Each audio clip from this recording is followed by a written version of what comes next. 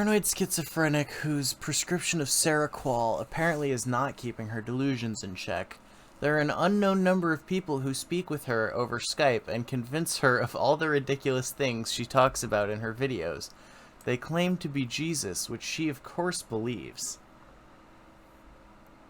Gail's universe is such a tangled web of delusions, I don't even know where to begin. As soon as I try to describe one thing, I have to explain another. She's not a troll either, it's all interconnected. This has been going on for decades, and her stories are more internally consistent than most works of fiction. Because it's real to her. Nice. In her world, the Jesuits are evil and led by Zack Knight, the Antichrist. She is not aware of her condition as a paranoid schizophrenic. She believes, by the advice of Jesus, whom she frequently speaks to on Skype, that her prescription of Seroquel is to fight her yeast infection. But it's not the kind of yeast infection you're thinking of. The Jesuits have genetically engineered a strain of yeast that is used to control people's minds. Alright. That's interesting. The people who mess with her on Skype use the fact that they convince her to stay on her meds as justification for everything else they do to her.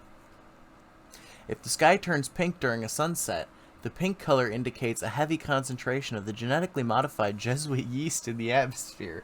This is when you are most vulnerable to Jesuit mind control. She has a spaceship called the Church of Gail that all of her men live on. She cannot go to the Church of Gail because the Jesuits have scrambled her transporter signal. She and Brett Spiner are in love and set to be married, but if you ask him, he will deny it because he's actually the evil Jesuit clone of Brett Spiner. Also, Brett Spiner has an 18 1/4 inch penis, which he is forced to use to rape a cat in the children's book that Gail authored. Oh, I forgot. We need to read Gail's child book. Oh no. She has many other men. 18 1/2 inches. Jesus Christ. I don't think you would survive that. She has many other...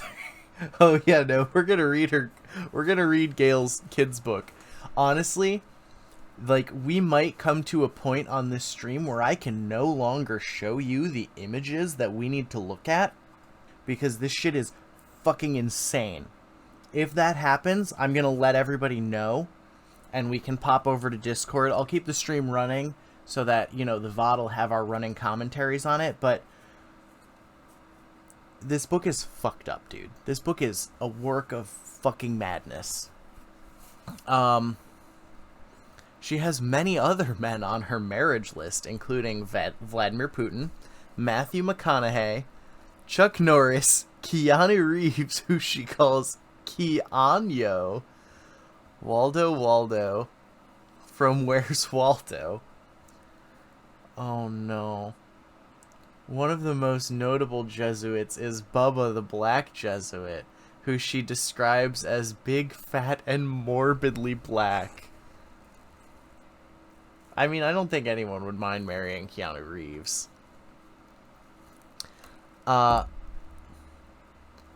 He's probably one of the most known for telling one of Gail's men to lick his butthole.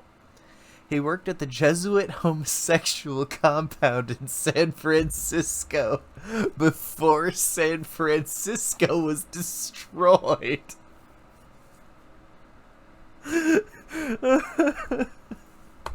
Honestly, that city deserves it, but...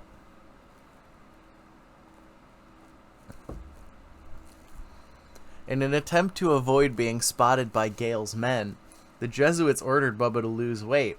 They sucked 300 pounds of fat from him and used it to create new Jesuit clones. He has since been turned away by the Jesuits and accepted among the Church of Gail to help combat the Jesuits. Yes, those darn the homosexuals and their homosexualness. If they would just stop. If they would just stop being so gay, maybe I would stop hating them so much, honestly. The Church of Gail was infected with a computer virus which somehow affected the penises of the men on the Church of Gail. Oh, okay. Her men went to China to get their penises repaired, but instead, the Chinese stole their penises because they had big, beautiful penises, and the Chinese doctors had small Asian penises. So they wanted to transplant them onto themselves. But thankfully, Vladimir Putin awoke and judo chopped the doctors before they got away with it. What the fuck am I reading? What the fuck is going on? At one point, the Earth was attacked by a giant sentient taco and burrito, and the Church of Gail saved us all. The church's lasers just shot through the giant sentient burrito and he didn't even slow it down. Oh. The Jesuits' most potent weapon is a nukkake, which is the combination of a nuke and a bukkake. Right? Like, this would, if you were like an animator and you animated all of this shit, you would be able to, you would make billions of dollars. But because this was all the ramblings of an insane woman goaded by the internet for 10 years, now it's just harassment. Zack Knight gave up his Antichrist powers, which led to him joining the Church of Gail, and Angelina Ballerina taking his place as the leader of the Jesuits. Oh, she mind controls you by showing her your boobs. You, her boobs. Gail has a YouTube video of lightning, which she claims is a weapon to fight Ballerina. Whenever someone plays the video, Angelina is struck by lightning. Gail was elected Empress of Earth. She is able to create a Gale shield that's powerful enough to fight off a Category 5 hurricane. Oh, the lore. The lore is so deep. My beautiful Gail, I've been working so hard lately that I've been on the edge of burnout, so to speak.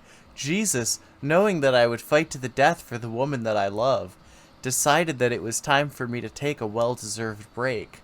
My efforts against the Jesuits was rewarded with a breakfast at Bob Evans. Fly away. The morning... Okay, let me just open all of these.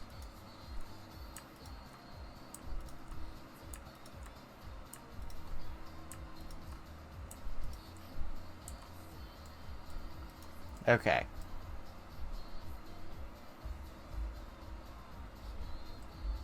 I think we should be good. Okay. And she didn't do the art, but she wrote the story. Okay. The morning was peaceful and very much ordinary when Jesus and I sat down at the table and ordered our meals. The two of us were enjoying a discussion about your latest videos and other important Church of Gail related topics. This is like, what's that like feminism test for female characters in media, where it's like, do the characters have their own goals? Do they ever talk about anything other than a man? Oh, what is it called? I can't remember the name.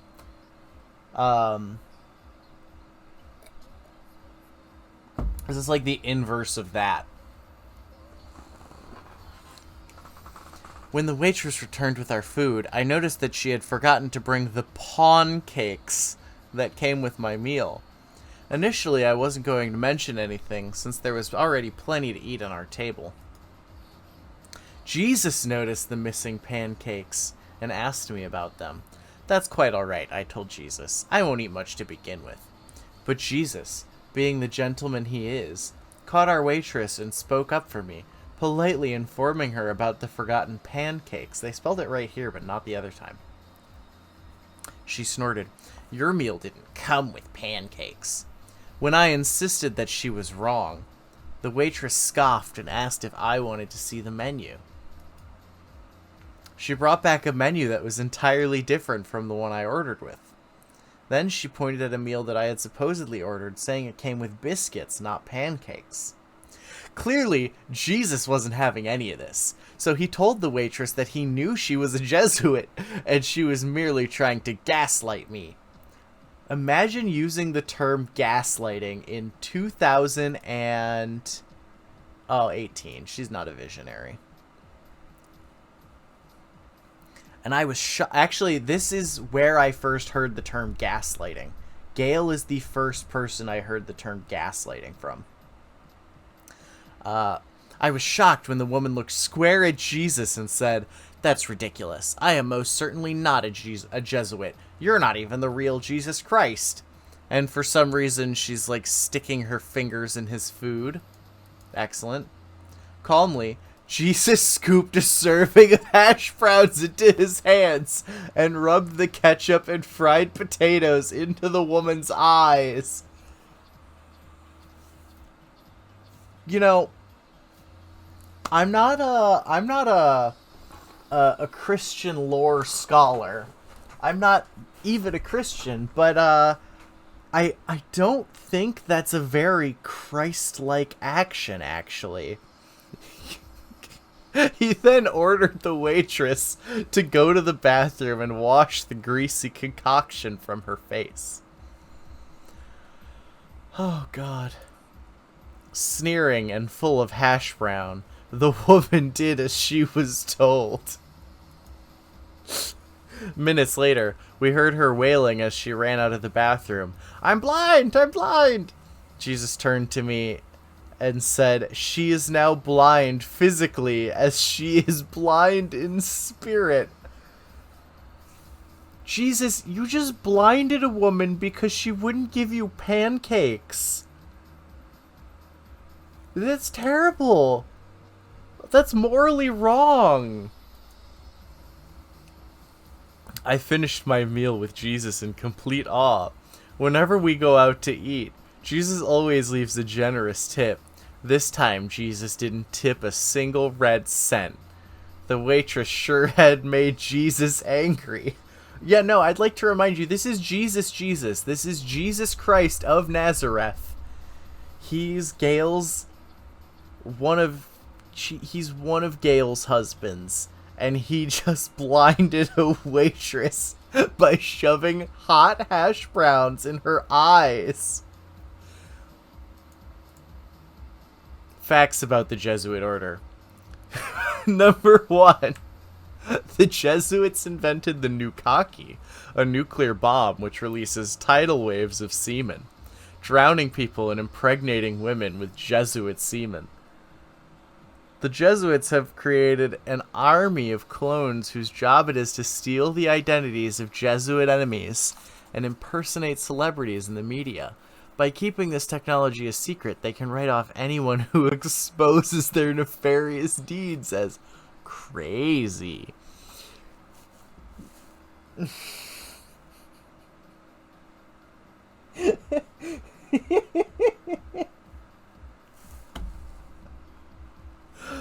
Oh, fuck, dude. Jesuits have secretly financed and sponsored all major wars since the foundation of the Jesuit order with Saint Ignatius de Loyola. Their involvement in the Nazi Holocaust is especially heinous. Adolf Hitler was a devout Roman Catholic and has never been excommunicated from the Catholic Church. He's dead. How can you excommunicate dead people? I don't know. Also, wasn't Hitler an atheist? I don't know.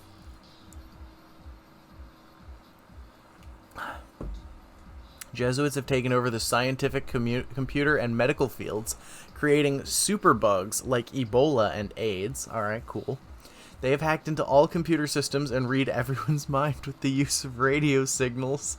Oh no, boys, the Jesuits have infiltrated our stream. They know we know! Shut it down!